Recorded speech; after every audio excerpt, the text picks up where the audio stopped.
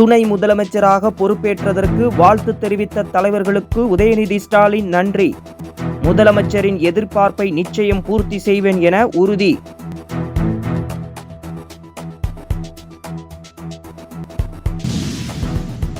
குறைந்தபட்ச ஆதார் விலை என்றால் என்னவென்றே ராகுலுக்கு தெரியாது என மத்திய உள்துறை அமைச்சர் அமித்ஷா கடும் விமர்சனம். குறைந்தபட்ச ஆதார் விலை மற்றும் ராஃபிகாரி சாகுபடி குறித்து எதுவுமே தெரியாமல் ராகுல் பேசுவதாகவும் ஹரியானா தேர்தல் பிரச்சார கூட்டத்தில் அமித்ஷா பேச்சு.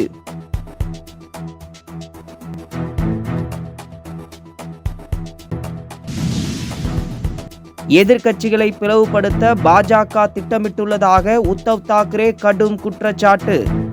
எதிர்க்கட்சி தலைவர்களை வேட்டையாடுவது உள்ளிட்ட பாஜகவின் நடவடிக்கைகளுக்கு RSS தலைவர் மோகன் பகவத் உடன்படுவது வியப்பாக உள்ளது என்றும் கருத்து.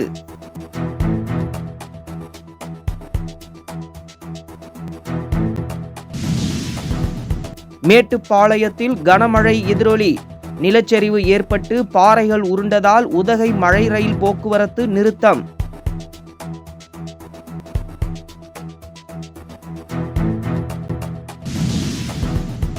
விழா காலத்தை ஒட்டி சிறப்பு ரயில்களை இயக்க ரயில்வே நிர்வாகம் முடிவு.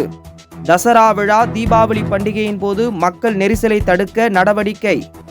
நவம்பர், டிசம்பர் மாதங்களில் 34 முதல் 302 வரை கூடுதல் ரயில் சேவை கிடைக்க வாய்ப்புள்ளதாக தகவல்.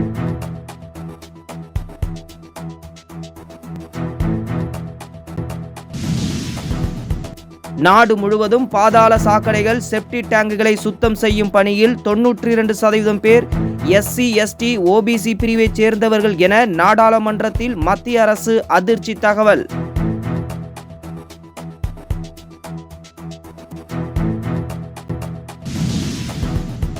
திமுகவில் இனி 70 ஆண்டுகளுக்கு யாருக்கும் தலைமை பொறுப்பு கிடையாது என்பதை பிரகடனப்படுத்தவே துணை முதலமைச்சர் பதவி. தமிழக பாஜக பொறுப்புக்குழு தலைவர் H. ராஜா காரைக்குடியில் பேட்டி. திராவிட மாடல் ஆட்சியில் சட்டம் ஒழுங்கு கெட்டு போய்விட்டதாக குற்றச்சாட்டு.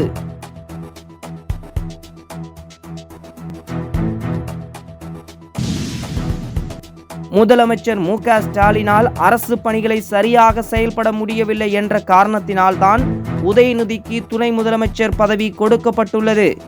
அதிமுக முன்னாள் அமைச்சர் கடம்பூர் ராஜு விமர்சனம்.